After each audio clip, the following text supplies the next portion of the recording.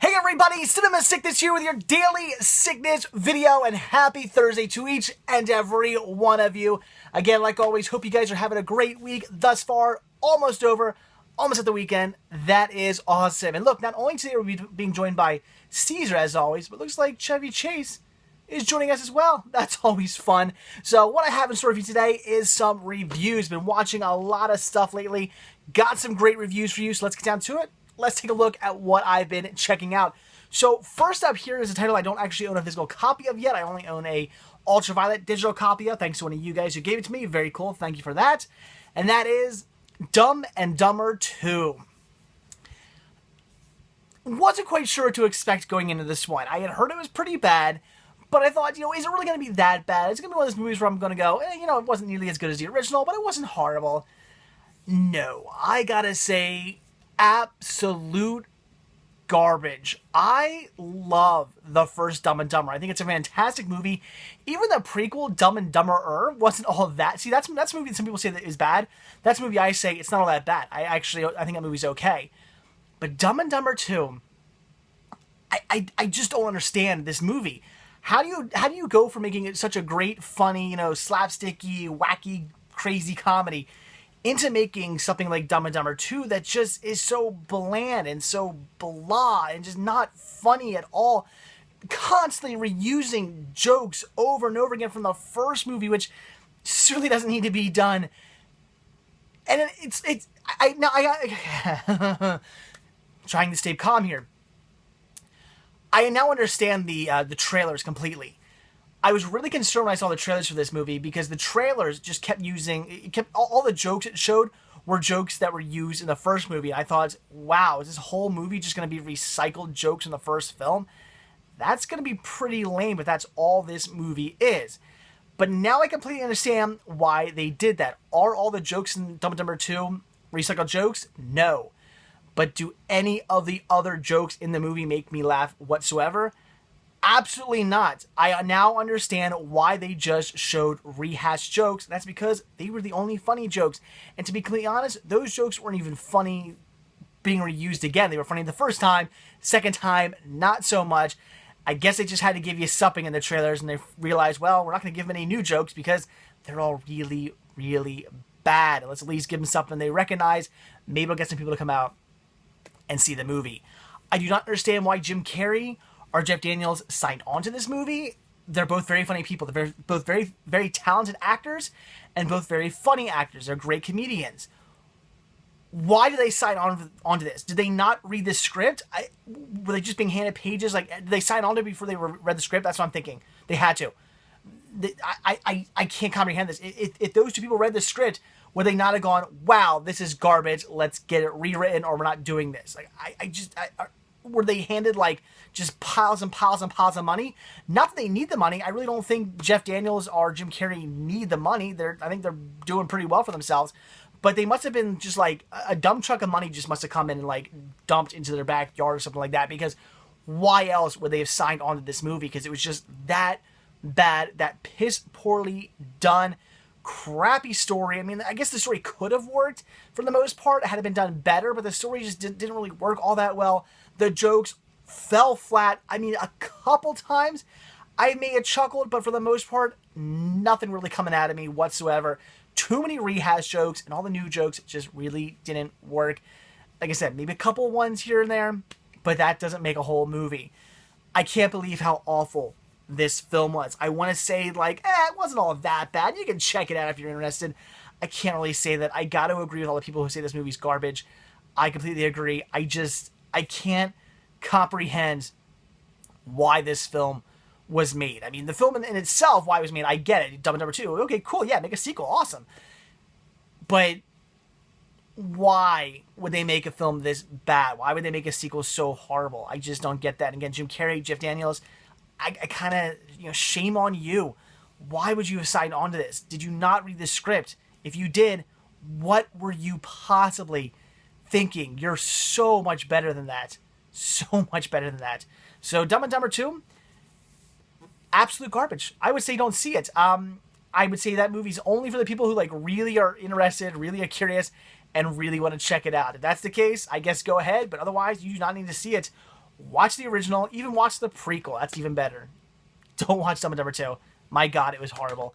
I really want to just rant and scream right now because it should have been so much better. Should have been so much better. I love the first movie. They could have made a good sequel. They really could have. And they didn't. And that makes me mad. Anyway, on to the next movie. No Holds Barred. Now, this was a fun movie. This I enjoyed. This movie is obviously ridiculously over-the-top cheeseball.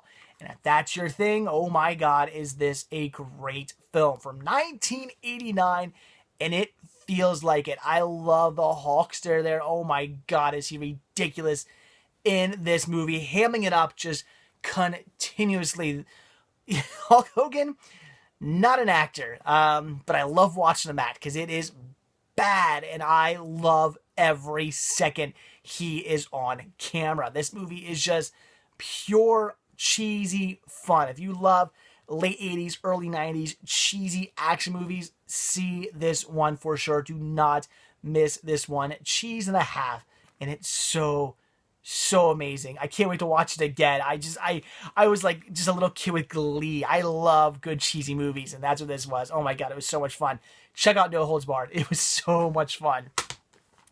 This movie I was very, very pleasantly surprised about, and that was Night at the Museum, Secret of the Tombs, so Night at the Museum 3. I did not know this movie was even coming out when it was released in theaters. I had no idea. The only reason I knew this movie even existed was thanks to, I won't say Happy Meal, that's McDonald's, but whatever the kids' meals are at, I think it is at Wendy's. I was in the Wendy's drive-thru when this movie was in theaters, and they had toys promoting this movie. And I saw the toys, and I'm thinking, why are they promoting Night at the Museum? You know, those movies came out a while ago. And then I realized, oh, wait, it's for a third one. You know, where did this come from? A third Night at the Museum? I had no idea it was even coming out. And came and went in the theaters. I didn't even hear anything about it. So picked it up because I had the first two, wanted to see it. And I wasn't really expecting much. I was like, all right, the first two are pretty good. I really liked the first one. Second one I thought was a decent sequel. I really enjoyed the second one as well. But I'm like, third one? I don't know, guys. You might be pressed in your luck. I loved this movie. And what I love most about this movie is they bring a proper end to the franchise. I love that. It's not left open-ended for the most part. I swear to God, if they do a new Night Museum over in England, I'm going to punch myself in the face. We'll see, though. We'll see. But at least for these characters and for the Ben Stiller story, it's over now. And I love it. They brought a very good end to the story, and I think they did it in a great way. They didn't cop out. They didn't make it cheesy. It's a great story, and again, a great ending to the franchise. I thought it was so well done, and if you are a fan of the Night at the Museum movies, this is definitely one to check out. You're going to enjoy it just as much as the first two, and you're going to love how they bring a close to the story. I loved it. Like I said, things kind of go into to her museum, and we'll see. I'm waiting, guys. I don't know. What is that actress's name? I don't even know her name. I probably should. I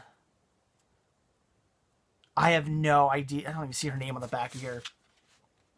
I know you're all screaming at me. Her name is blah, blah, blah, blah, blah. I know. Anyway, I don't know. It's that weird British chick who pops up in movies every now and then, but not really movies I watch, so I don't know. But things kind of transfer over into her museum. Her museum kind of comes alive at the end, and who knows? We'll see, but still, very good. Check this out. Very sad. Robin Williams, had passed away, and he's in this movie. Mickey Rooney also. He was in the. There's a little cameo in the movie. There's even a little like rest in peace, like in memory of thing at the end of the movie. So very cool. Definitely one to check out. Really enjoyed this one. Like I said, if you are a fan of the first two, see the third. You won't be disappointed. I thought it was great, and again, a fantastic closing to this series. They just ended it very well, in my opinion. So then for St. Patrick's Day, I'm forgetting the name of the holiday. For St. Patrick's Day, I decided to watch an Irish movie, and I watched The Secret of Kells. Finally checking this one out, and it was great. This is definitely a fan for, or this is definitely a film for animation fans, not a fan for animation films. This is a film for animation fans, definitely. The animation in this was absolutely beautiful, outstanding, superb, just blows you away. It was great.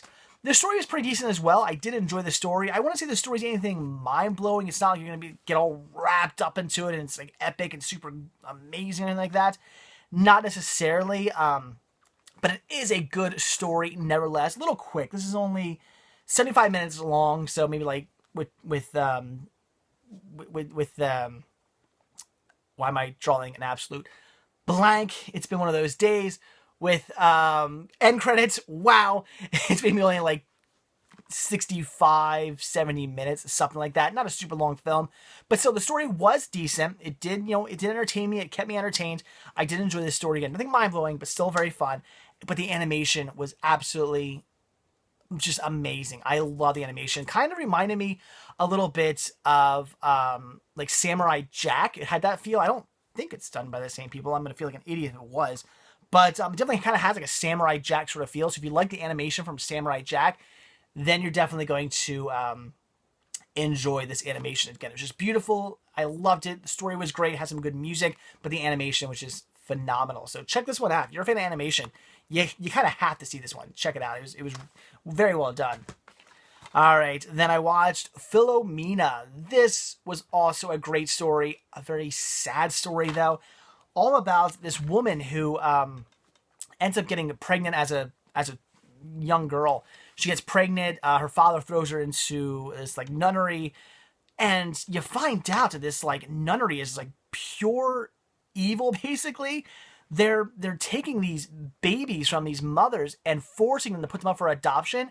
But what they're doing is they're selling these babies to like Americans and they make profit off them.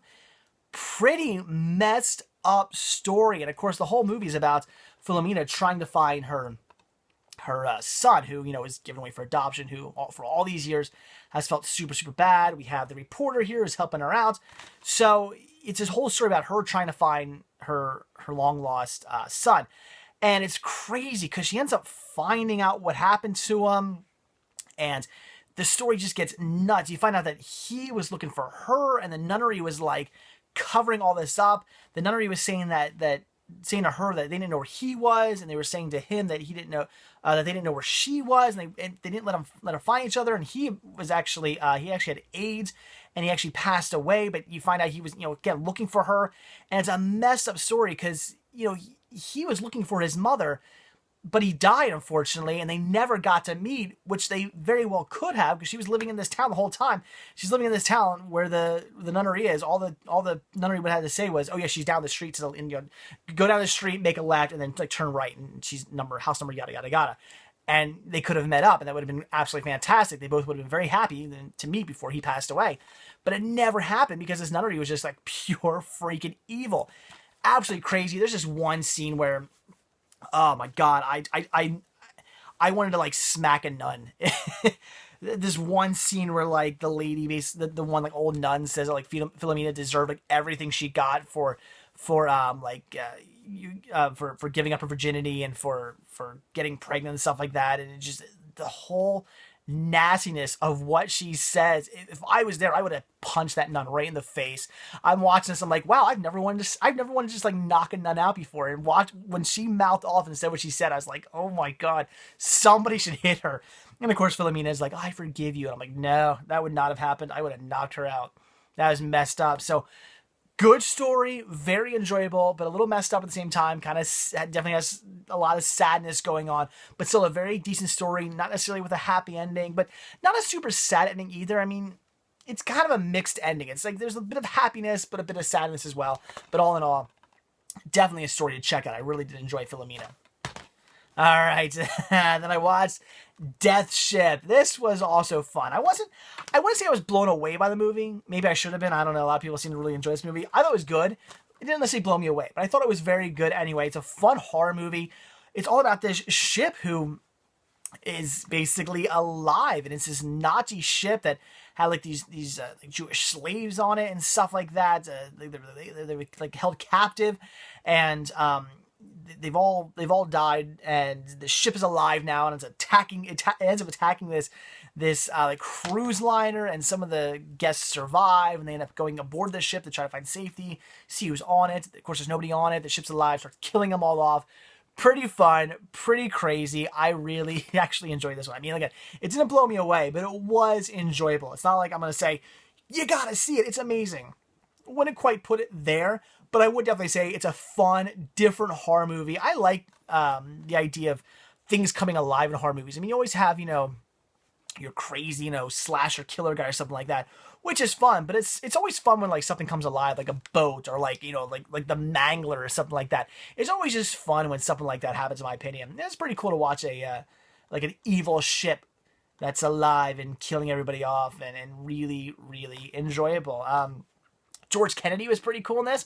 I enjoyed that as well. When he popped up, I was like, nice. It was just nice to see him in a movie like this and watch him go mad too. He goes a bit crazy in this movie, which is really fun. So I did enjoy Death Ship. Like I said, it wasn't anything that blew me away. I wouldn't say you need to rush out and see this one, but if you just want to watch a fun horror movie, it is worth checking out. It is an enjoyable film. One I would say definitely worth seeing. So a fun killer ship movie. We need more of them. All right, then another movie that I do not own a physical copy of, so I watched my Ultraviolet digital copy. Again, given to me by one of you guys. Thank you.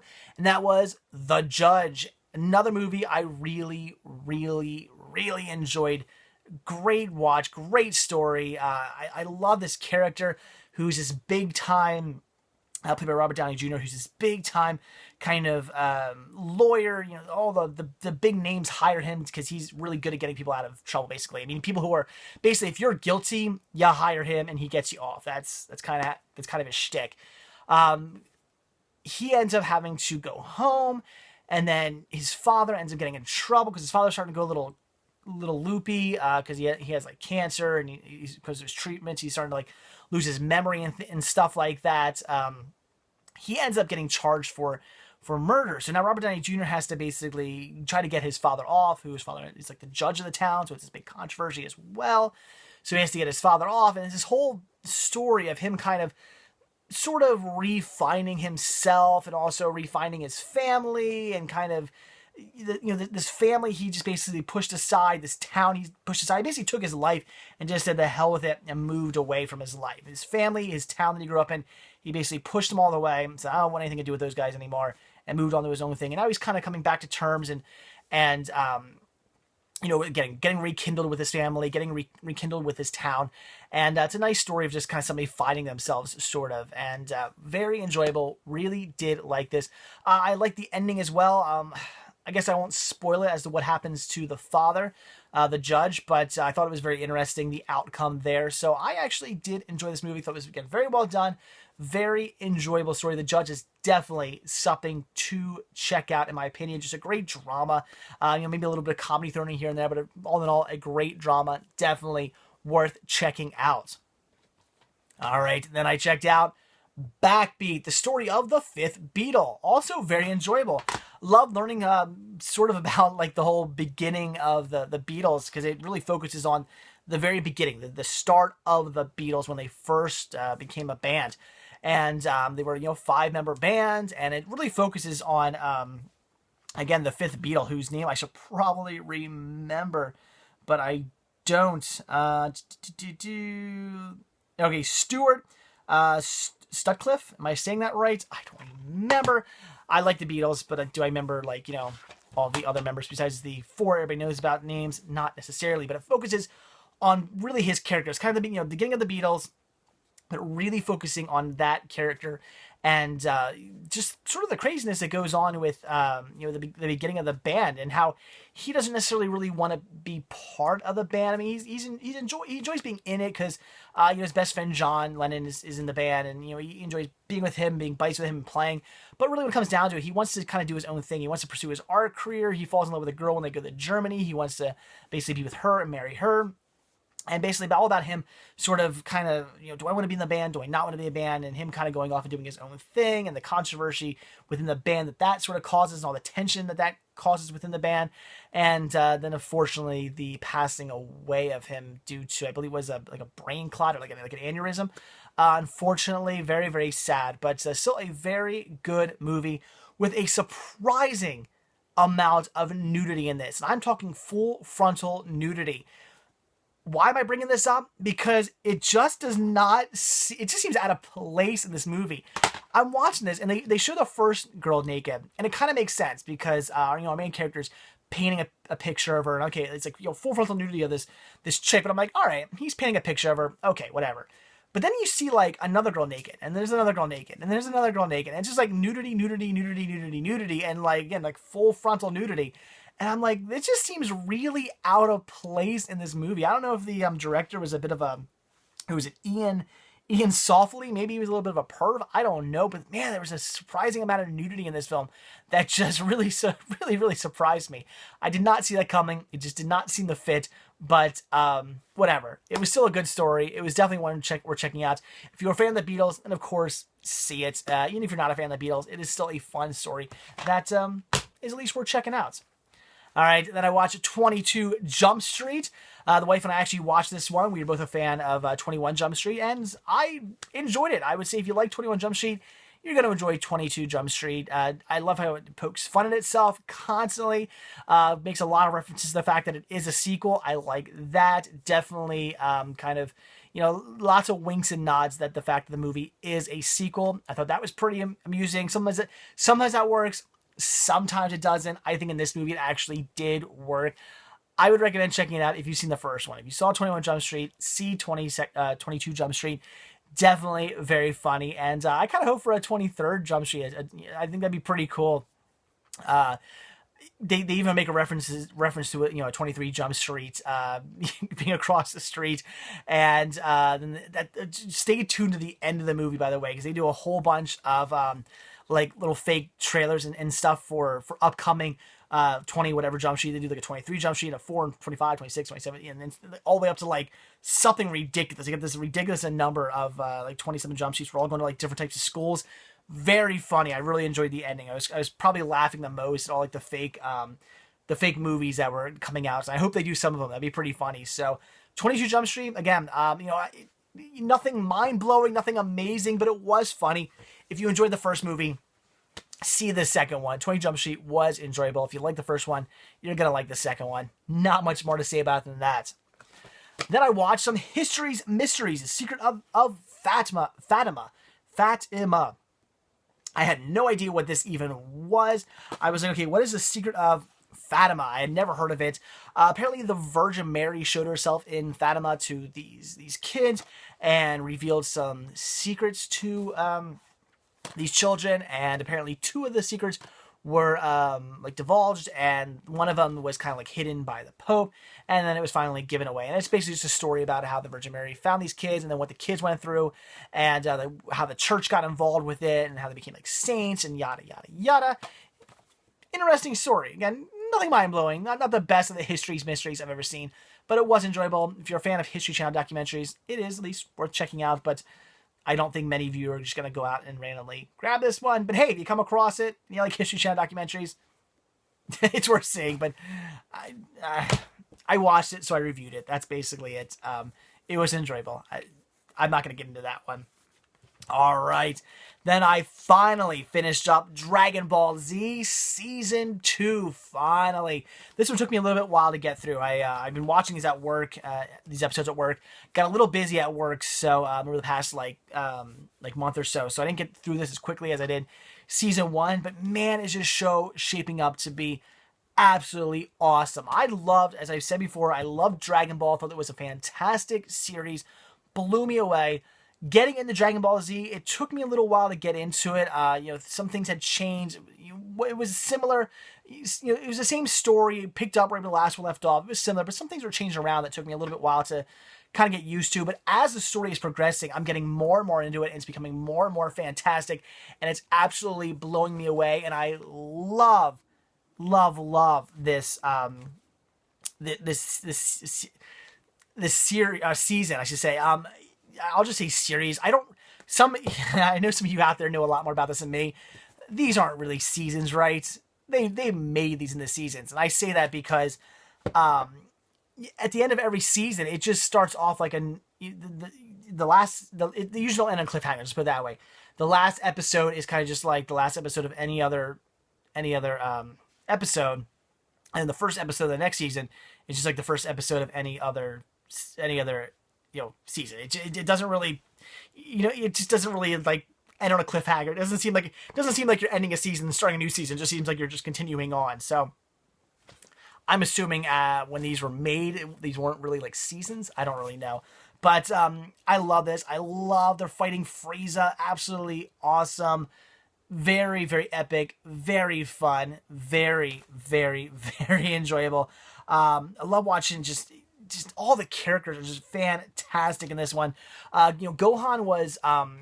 it took me a little while to get into it, but now like that he's shaping up and kind of finding his powers and his strength, I'm absolutely loving him. So this is great. Watch Dragon Ball Z. If you haven't seen it yet, I'm sure most of you have, but if you haven't seen it yet, if you're like me, you took a while to get into it, check it out. Watch Dragon Ball. It's fantastic. It'll blow you away.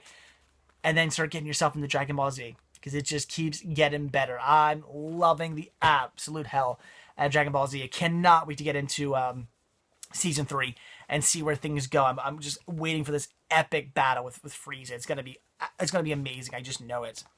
All right, then I checked out Fading Gigolo. This was also really enjoyable. Really liked Woody Allen in this movie.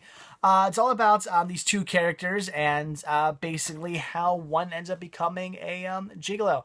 And very, very interesting. Woody Allen becomes the pimp, which is very funny. They just sort of fall into the whole situation where one of Woody Allen's one of his doctors basically kind of says like he's interested in doing she's interested in doing a threesome with her friends, and does she know, or does Woody Allen know anybody who might be interested in doing that?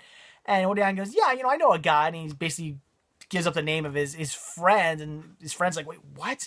When he tells him about this, and kind of like, I didn't agree to this. What's going on? And then Woody Allen basically talks him into doing this.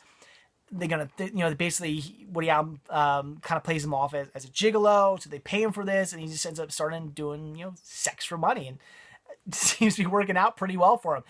Very funny story. He ends up falling in love with somebody, but our main character Gigolo ends up falling in love with somebody. That doesn't sort of pan out. I love the ending where you think things are gonna go. They're gonna kind of split off. The whole Gigolo pimp thing's gonna come to an end, and might actually start up again. I like the ending. I like how it ends. So I would say this is one we're checking out. Enjoyable story. If you're just a fan of Woody Allen, I mean, this isn't a Woody Allen movie, but Woody Allen is in it. If you're a fan of Woody Allen, just at all, whether you like his movies, whether you just like movies he's in, it is worth seeing. It has that great feel. It is worth checking out. I really did enjoy that movie. All right. And then the last time I checked out, once again, a title that I do not own a physical copy of, only owned a ultraviolet digital copy of, and that is Clash, the Joe Strummer story. If you're a fan of The Clash, if you're a fan of Joe Strummer, this is definitely one worth seeing. I have The Future is Unwritten and whatnot, which is also a very good Joe Strummer documentary. But this one's, this was a little bit different. I have Clash documentaries, I have Joe Strummer documentaries. This one seemed to be kind of combining both of them. It was kind of the story of The Clash, but sort of told, I don't want to say from the point of view of Joe Strummer, but told more like, I'm trying to think of how to really describe this one.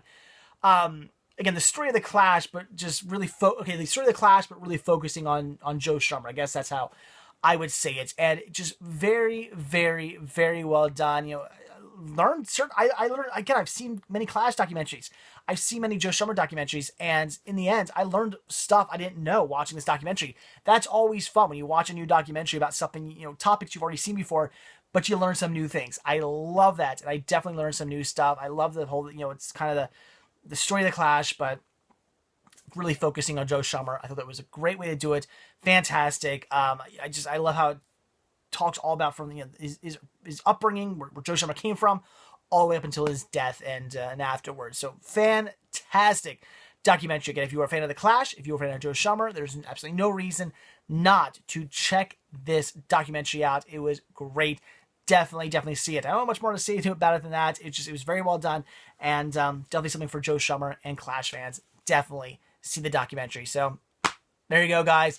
That is it. That is everything I've recently been checking out. Looking forward to watching some more stuff. I've got all kinds of good movies I recently picked up that I'm looking forward to diving into. So there you go, guys. That is it. So like I always say, if you like this video, please give me a like. All you gotta do is click that little thumbs up tab. I really should have got something to drink for this video. Like I would say every single time. One of these days, I'm going to remember. So like I always say, if you like this video, please give me a like. All you gotta do is click the little thumbs up tab down below. It takes 2 seconds, and it means the absolute world to me. I'd really appreciate it. Also, if you're not already subbed, please do. I do a brand new daily sickness video every single day. Reviews, collection updates, unboxings, cinema hunting videos, looks into my collection, looks into my sickness for cinema on a daily basis. Been doing it for 4 years now, and I got no plans on stopping, so hit that subscribe button. I'd really appreciate it. Also, if you're not already over at cinemasickness.com, where you should be watching these videos, but if you're not already there, down below there's a link. Click on that link, head over there, check it out. There's a lot more to see there than just these videos. I do post these videos there, but there's all kinds of other information, like deals that I find that are going on, deals in stores, deals online. I post free codes, just what I'm up to, like what I'm watching, things I find interesting when I'm out and about, all kinds of stuff posted over at cinemasickness.com other than just these videos, although these videos are certainly there. You can also check out everything from Team Sickness as well. If you like my videos, you're going to like their reviews and their videos as well. All you got to do is click on the Team Sickness tab.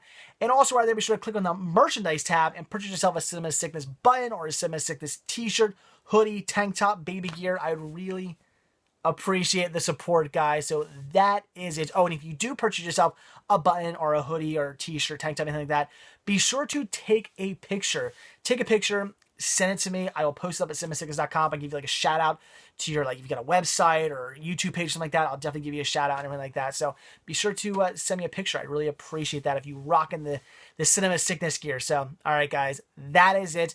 Hope you're having a fantastic week. Hope your Thursday's going quite well. And I'll see you all tomorrow on Friday. Bye.